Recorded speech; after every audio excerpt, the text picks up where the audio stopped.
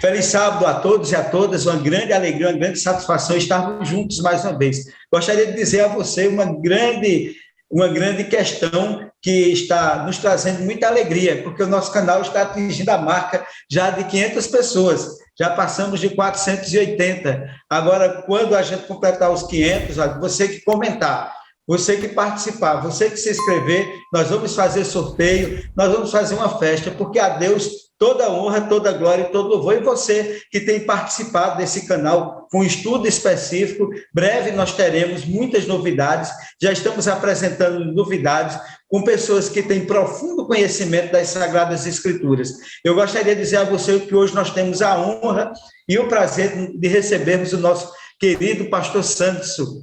Pastor Sanderson, ele tem o curso de bacharel em teologia feito no NASP, o campus de Engenheiro Coelho, lá em São Paulo, tem também o mestrado, está se preparando para o doutorado, é um grande pastor, foi pastor também do distrito de São José da Mata, hoje ele trabalha lá na nossa querida cidade de Mossoró. Boa tarde, feliz sábado, pastor Sanderson, e seja bem-vindo. A sua saudação, por favor. Olá, querido irmão Matusalém, doutor Matusalém, a todos os irmãos também aí de Campina Grande, do distrito de São José da Mata, e a todos que acompanham a esse maravilhoso projeto do estudo da lição da Escola Sabatina através deste canal, onde quer que você esteja, que a bênção de Deus esteja com você neste momento. É um prazer muito grande poder falar com o doutor Matusalém, que acima de tudo, né, um querido amigo que ficou aí no coração, e é muito bom poder estar com vocês. Aqui, pastor Santos mora no nosso coração sem pagar aluguel, né? Isso é muito importante. Agora, pastor, hoje nós temos um estudo muito importante, né, das Sagradas Escrituras e da lição, a lição 11, José, o mestre dos sonhos, né? E o texto para memorizar que se encontra em Gênesis, no capítulo 37, versículo 19, diz o seguinte: os irmãos de José disseram uns aos outros: lá vem o grande sonhador. Como é que nós poderíamos, pastor, introduzir essa lição de José como um grande sonhador, mas também José foi um grande administrador, foi um grande homem, um grande ser humano, um homem exemplar. Como é que nós poderíamos introduzir? Quais os tópicos principais que nós poderíamos trabalhar nesse tema? Esse é um tema muito especial, né? Sem dúvida, a história de José, ela é uma história marcante. É uma história, acima de tudo, que mostra que Deus ele é especialista em reverter tragédias em bênçãos, né? E, sem dúvida, os sonhos fazem parte da vida de José. Você vê que, pela história de José, ele começa a sua vida desde a adolescência com sonhos, depois ele interpreta os sonhos de oficiais até chegar ao ponto de interpretar os sonhos do faraó. Então, a vida dele é marcada por sonhos e sonhos divinos, né, que Deus dava a ele, ao oficial e também ao faraó, mas com a interpretação que vinha de Deus, né? Então, assim, era este servo do Deus Altíssimo. Beleza, então Deus cumpre as promessas dele, mesmo em meio às adversidades, em todas as dificuldades, em todos os momentos difíceis da vida de José, Deus tornou essas dificuldades e fez José um homem extremamente relevante aonde quer que ele estivesse. E Deus também transformou, como o pastor Santos disse, né, o mal em bem. Né? Em todos os momentos, quando Satanás tenta destruir uma pessoa, Deus ele usa aquele mal, né, para redirecionar e ressignificar a vida de uma pessoa. E você que está em casa, você tenha certeza que Deus ele fez milagre na vida de José e vai fazer milagre também na sua vida. Pastor Sanderson, o primeiro tópico da lição fala dos problemas familiares, né? E a pergunta que nós temos é a seguinte: que dinâmica familiar predispôs os irmãos de José a odiá-lo tanto, né? Essa questão do ódio em família, esse problema que aconteceu com José, como é que nós podemos analisar à luz ali de Gênesis capítulo 37? O que é que nós poderíamos enfatizar sobre esse ódio dos irmãos para com José? Havia alguns pontos, doutor Matusalém, que você tinha naquela família, né? Nós vimos nas semanas anteriores que era uma família desestruturada, né? A gente, para não pegar tão longe lá atrás nas raízes, a gente pega desde o seu avô, Abraão, né? Você tem Abraão buscando uma segunda esposa, Agar. Então ali tem outro contexto dele colocando a sua esposa apresentando como sua irmã, Sim, né? Então ali você já vê que a estrutura familiar não era das melhores, apesar de Abraão ser o pai da fé. Aí você passa por Jacó e Esaú com rixas ali, né? Então você tem Isaac e Ismael também, com dois irmãos com contextos de conflitos. Então, esse nicho familiar, ele já mostra o que seria, né, a experiência ali de José e seus irmãos. No caso específico de José, ele era o filho da velhice de Jacó.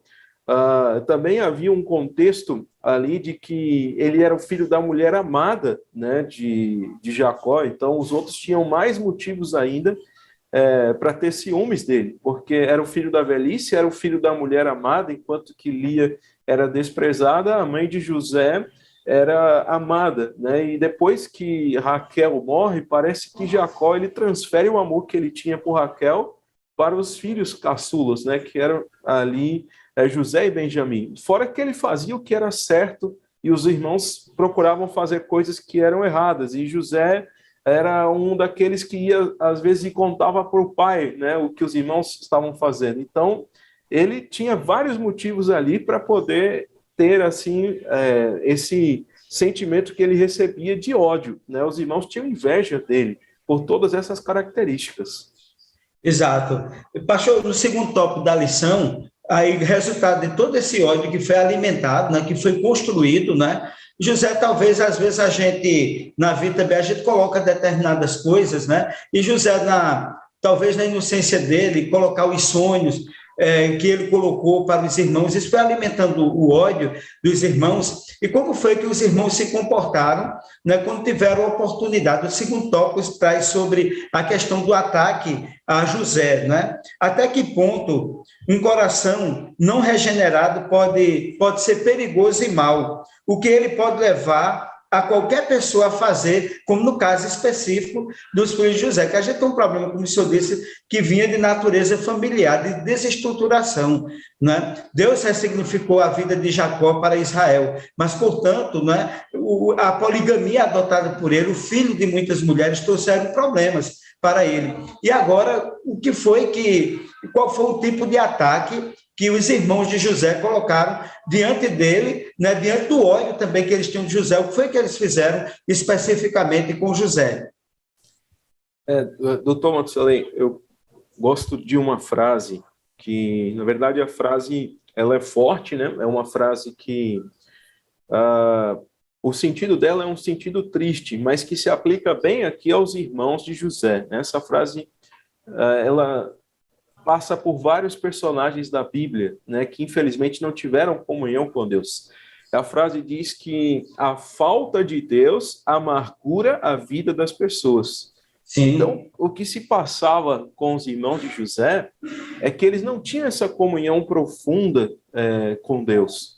Então, talvez pelo fato do pai ter preferido ali a José do que os irmãos, né, a Bíblia não menciona os detalhes mínimos da criação, nem o espírito de profecia também, apenas menciona que Jacó errou por poder colocar um filho em evidência diante dos outros, porque afinal todos eram filhos, né? Apesar dos erros dos outros, né, ele acabou sendo ali o preferido, então, mas Jacó não deveria ter preferido ele.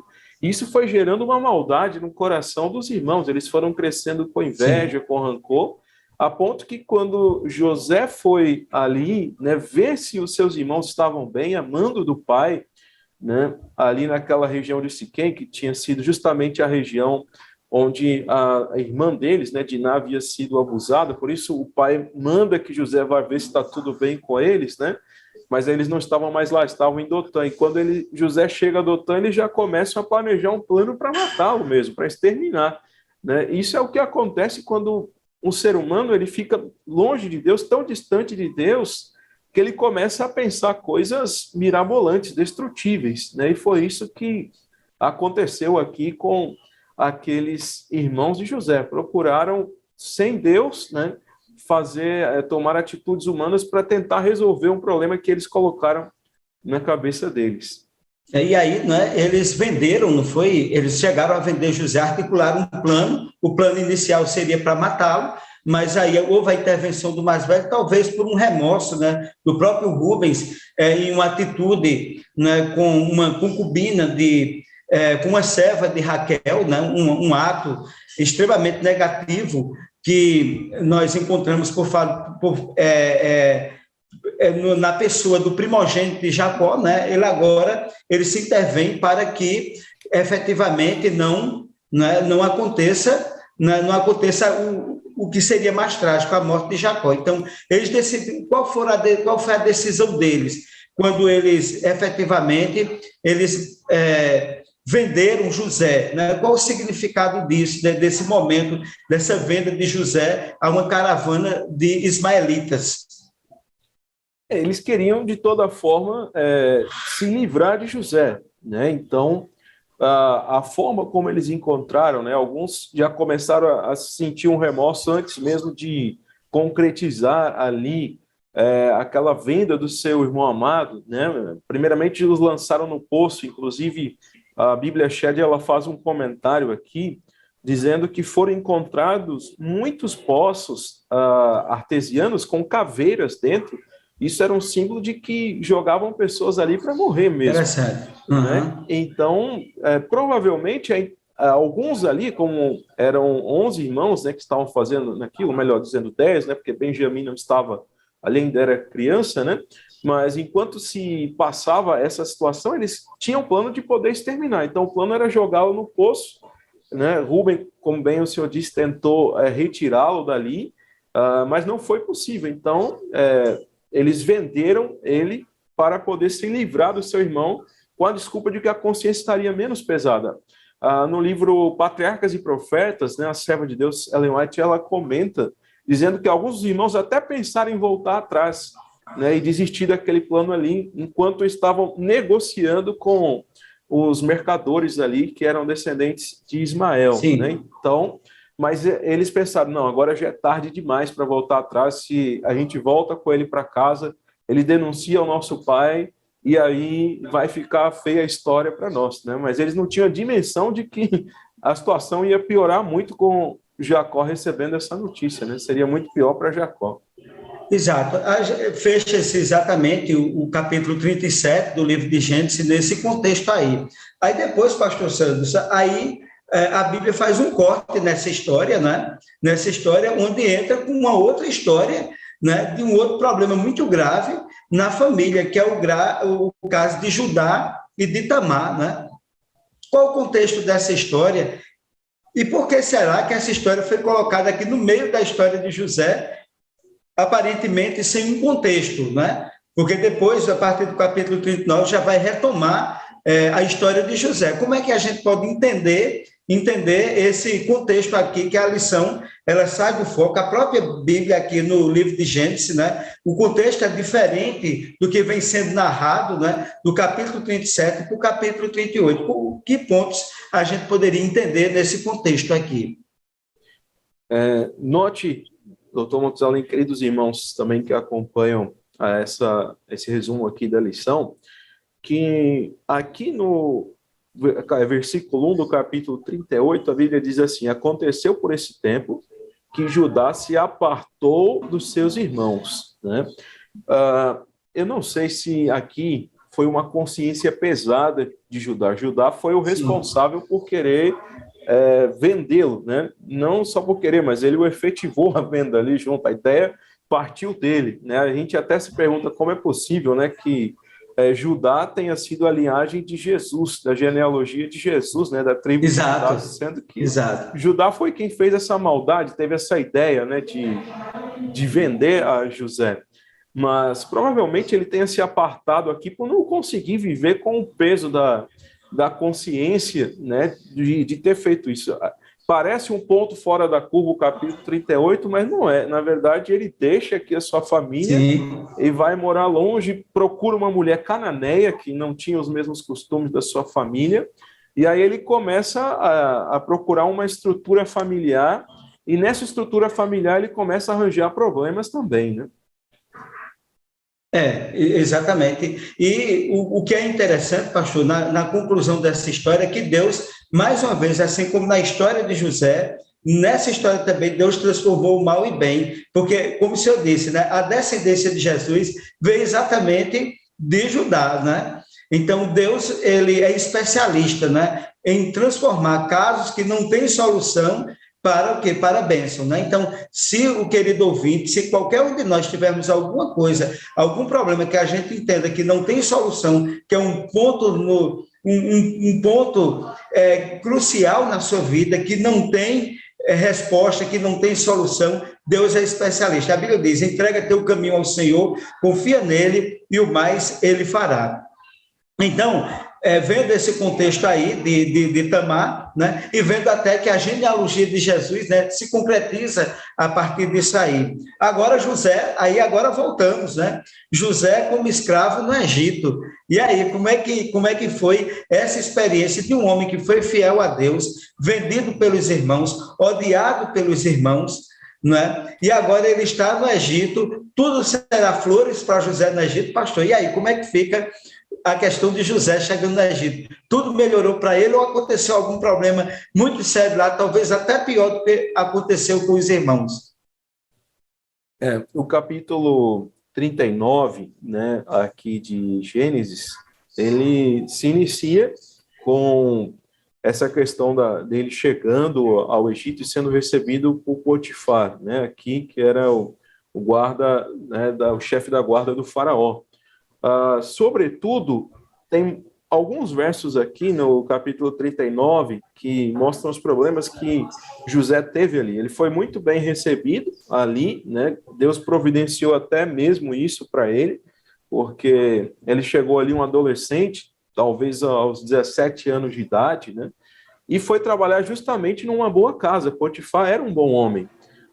Tanto é assim que na história que se passa aqui, ele não tem coragem de condenar José à morte, porque era um costume, né, para o homem adúltero ser condenado à morte ali. Mas ele coloca justamente na prisão ali real, né? O que se passa foi justamente que José foi prosperando, e um dos versos que é bem repetido no capítulo 39 no início aqui do verso 2, diz assim: o Senhor era com José em tudo que ele fazia, né? E no verso 5, aqui diz que o Senhor abençoou a casa do egípcio por amor de José.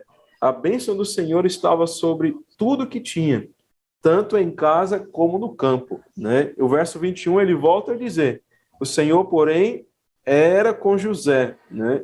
Ele foi benigno, ele deu mercê perante o carcereiro. E o verso 23, de novo, diz aqui: porquanto o Senhor era com ele, e tudo que ele fazia, o Senhor prosperava. Quando a gente olha para a história de José, ele chegando ao Egito, né, sendo abandonado, ele era uma criança mimada, né, pelos seus pais.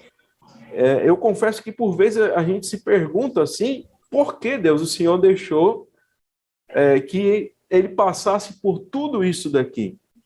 Há um texto, normalmente eu cito Patriarcas e Profetas, que a serva de Deus, ela diz assim, que um dia de viagem apenas, de Canaã até o Egito, José adquiriu uma maturidade que ele não teve na vida inteira, justamente por causa de ter sido mimado pelos pais, e ele passou de menino a homem no primeiro dia que ele entendeu que ele ia ser escravo ali. E a partir daí, quando ele chega na casa de Potifar, Deus começa a abençoá-lo. Só que à medida que Deus nos abençoa, o inimigo de Deus quer nos destruir. Então ele começa a tentar a esposa de Potifar para poder destruí-lo, né? E não somente começa a tentar, mas ela praticamente se joga em cima de José, né? E nós conhecemos a história, a Bíblia diz que José fugiu, e há um texto também que a serva de Deus, ela diz que a José, ele não se permitia se ocupar com assuntos que eram proibidos, vedados para a mente. Então, você pense comigo, você, querido amigo que acompanha esse resumo da lição, um garotão, 17 anos de idade, com os hormônios explodindo, né? Ele tinha tudo aqui para poder sucumbir nos braços ali da esposa de Potifar, né? De ganhar os favores, de ganhar presentes, ganhar tesouros, né? mas em momento nenhum ele dava espaço, Matusalém, para que a tentação ela ficasse em seu coração. Se ele tivesse sucumbido aqui, provavelmente a história dele nem seria relatada aqui na Bíblia, né? Mas ele se lembrou da criação dos pais, né? Exato. A importância da fidelidade de José, né? Deus, ele atuou de forma poderosa. O que parecia ser ruim, o que parecia ser maldição, foi bênção. O que parecia ser destruição foi reconstrução de uma vida, foi a ressignificação de uma vida, de uma história, né, de um grande, de uma pessoa, de um jovem, né, como o senhor disse, que em pouco tempo Deus foi preparando ele, foi amadurecendo José para que ele pudesse ser o maior governador, talvez, da história do Egito. E que, portanto, né, assim também a minha história, a história de cada um de nós, não é, pastor Santos? Deus, ele pode operar o milagre, Deus, ele pode operar maravilhas, Deus, ele vai fazer grandes coisas. Por isso que a gente tem que ter a tranquilidade diante do problema e saber que a nossa vida está nas mãos de Deus e Deus vai ressignificar também a nossa vida. Aquilo que parecia ser a nossa morte, a nossa destruição, Deus, ele vai fazer a transformação. Deus está aí para interromper tudo de ruim que existe na vida da gente, interromper e fazer a intervenção necessária. E, portanto, terminando o último tópico da lição, pastor, os sonhos de Faraó. O que significou os sonhos de Faraó, né, nesse sentido? Então, José, aquele menino que teve um sonho, e com o sonho, né, aparentemente os irmãos se enciumaram e destruíram José, deixando um vazio no coração e na vida de Israel, né, de Jacó, do seu pai, né? Agora o sonho parece que liberta Jacó, o sonho que levou à escravidão leva à libertação. O contexto aqui que José, ele revela o segredo do sonho de Faraó. O que é que nós podemos entender de importante para a nossa vida no contexto aí da história de José? Ele foi preso, né, porque Potifar, naturalmente, pode ser que Potifar não tenha acreditado na esposa, mas pelo contexto, talvez Potifar foi obrigado a tomar uma atitude para com José. E a atitude, é o que me parece, que seria mesmo matar José, mas eu acho que Potifar, talvez, pastor, não acreditou muito na esposa, e por isso que preservou a vida de José. José foi para a prisão, encontrou lá dois personagens, um padeiro e um copeiro. Como é que a gente pode entender esse contexto? Ali tinha sido um falso flagrante, né, que a esposa havia armado, né, para José, um falso flagrante porque ela fica com uma parte da roupa de José, né, e arma um escândalo ali. Então, ou era a morte de José ou era a prisão, né? Então, dos males o menor, ele foi para a prisão e ali, de fato, ele conhece esse padeiro e o copeiro, né? Naquela época era muito comum que o rei se irritasse com padeiros, copeiros, né? Afinal, eram os homens de confiança, né? O copeiro, ele era responsável por garantir, né? E o padeiro também, né? Garantir a segurança de vida. Alimentar do rei, né? Exato, se tivesse algum veneno, e quantos reis já não pereceram ali? Exato, foram envenenados. Né? Então, eles ali, a Bíblia não menciona um motivo pelo qual o rei se irritou com eles, mas menciona que ele lançou os dois, né? E faltando aí 3 dias para o aniversário do faraó, os dois tiveram um sonho ali, sonhos que pareciam assim, tanto misteriosos, sonhos com símbolos, né? Um sonhou com uma cesta de pão girando na cabeça, mas que os corvos vinham comer, e o outro sonhou aqui que ele estava servindo novamente, né, a taça de vinho na boca do faraó, como ele fazia ali antes, né? Então, o que acontece aqui é que a previsão que José fez, né, que dentro de 3 dias eles seriam restaurados, uma previsão que Deus deu a ele, se cumpriu. Só que um foi restaurado ao posto e o outro parecia que ia ser restaurado, porque foi chamado à presença do rei, mas ele foi para ser condenado ali, né, à forca, e de fato se sucedeu. Né? E assim, esses sonhos, ele acabam, digamos assim, mostrando que Deus estava com José mais uma vez, né? Afinal, José, ele recebe essas revelações do Senhor e posteriormente ele acaba esquecido, né? O seu amigo ali que havia prometido a ele, né? José fez com que ele prometesse a ele para que lembrasse dele, né? E às vezes a gente se pergunta o porquê que às vezes parece que algumas coisas não acontecem dentro do nosso tempo, né?